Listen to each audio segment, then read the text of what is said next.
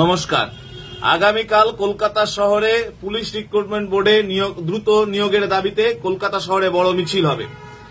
গত 1 বছর হয়ে গেছে জেল পুলিশের নোটিফিকেশন হয়েছে, তারপর ওয়েস্ট বেঙ্গল পুলিশের কনস্টেবল, লেডি কনস্টেবল, এসআই এর নোটিফিকেশন হয়েছে, কলকাতা পুলিশের কনস্টেবল, লেডি এসআই তার নোটিফিকেশন হয়েছে। পরীক্ষা হচ্ছে না। আবার পরীক্ষা হলে দেখা যাচ্ছে যে প্রশ্ন ফাঁস হয়ে যাচ্ছে, প্রশ্ন ফাঁসের একটা চক্র ঘুরে বেড়াচ্ছে। কিছু কোচিং সেন্টার সহ বিভিন্ন এই দুষ্কৃতীরা যারা এই দুর্নীতির সাথে যুক্ত, তাদের কড়া শাস্তি দিতে হবে, আর তার সাথে দ্রুত পরীক্ষা নিয়ে স্বচ্ছতার ভিত্তিতে নিয়োগ করতে হবে। এই দাবিতেই আগামীকাল কলকাতা শহরে বড় মিছিল।